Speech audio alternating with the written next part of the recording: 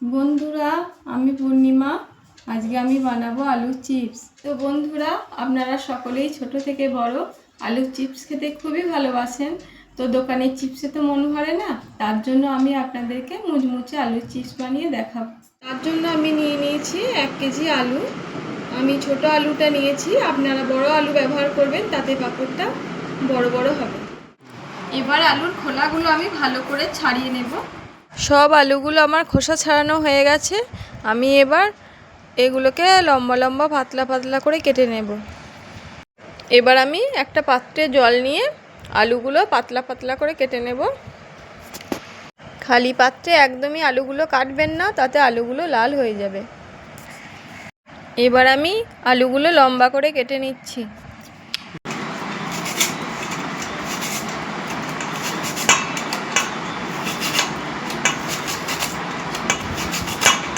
আর খুব আস্তে আস্তে স্লাইস করবেন, যাতে হাত না কেটে যায়। আমি দেখাচ্ছি কেমন স্লাইসটা হলো। ভিডিও দেখুন, খুব সুন্দর পাতলা পাতলা হয়েছে। আলুগুলো আমার স্লাইস করা হয়ে গেছে। আমি এবার আলুগুলোকে 4 থেকে 5 বার স্বচ্ছভাবে ধুয়ে নেব, এই যে ঘোলাটে ভাবটা যেন না থাকে। দেখুন, জলটা আমার এবার একদম পরিষ্কার হয়ে গেছে। এবার আমি এই আলুগুলোকে একটা ফুটো ঝুড়ির মধ্যে তুলে নেব। আপনারা ছাঁকনির মধ্যেও তুলতে পারেন। তুলে জলটা একটু ভালো করে ঝাঁকিয়ে নেবেন, যাতে জলটা আরো ভালো করে ঝরে যায়।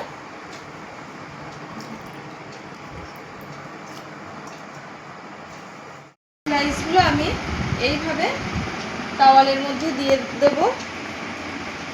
এগুলো 20 মিনিট রাখতে হবে, রোদের মধ্যে একদমই দেবেন না।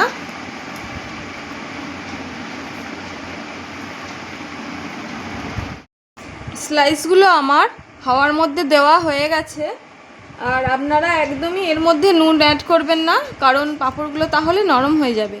মশলা বানিয়ে দেখানোর জন্য নিয়ে নেব মিক্সিতে 1 চামচ লঙ্কা গুঁড়ো, 1 চামচ বিট নুন, 1/2 চামচ নুন। এরপর দেবো 1 চামচ চাট মশলা এবং মিষ্টি করার জন্য দিয়ে দেবো 1 চামচ চিনি। সবথেকে গুরুত্বপূর্ণ হলো 1/2 চামচ সাইট্রিক অ্যাসিড। চিপসে যে টকটক ভাবটা থাকে, সেটা এটার থেকেই আসে। এবার এটাকে আমি ভালো করে পাউডার করে নেব। মশলাটা এবার আমার গুঁড়ানো হয়ে গেছে। এবার আমি আলুগুলো ভাজার জন্য তেল নিয়ে নিচ্ছি। আলুগুলো এবার আমার 20 মিনিট শুকানো হয়ে গেছে। গ্যাসের তেলটাও আমার হয়ে গেছে। এবার আমি আলুগুলোকে তেলের মধ্যে দিয়ে দেব, আর লো টেম্পারে গ্যাসটা রাখতে হবে।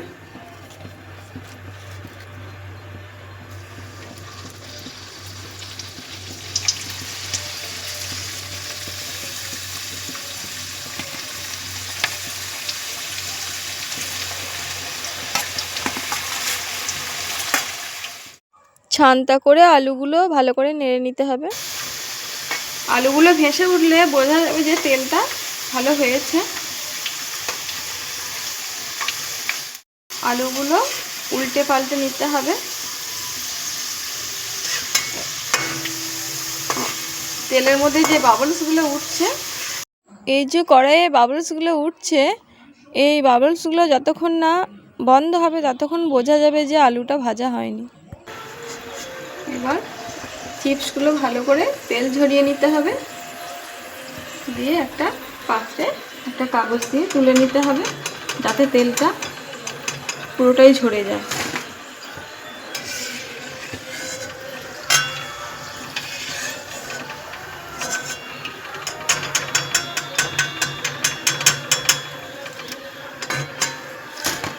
একে একে এবার আমি বাকি আলুগুলোও দিয়ে দেব।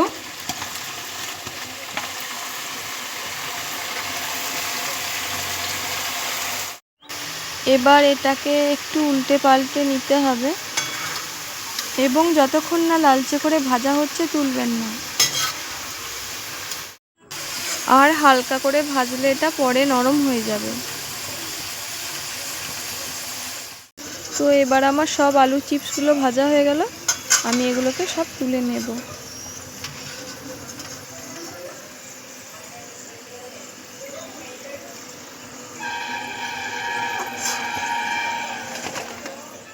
এবার যে পাঁপড়গুলো আমি ভেজেছিলাম সেগুলো এবার আমি বাটির মধ্যে তুলে নেব।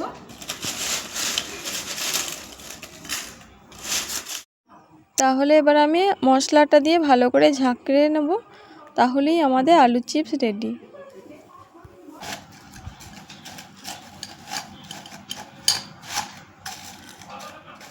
এবার দেখে নিন কতটা মুচমুচে হয়েছে। আপনারা চাইলে 2 থেকে 3 মাস এটাকে রেখে খেতে পারবেন।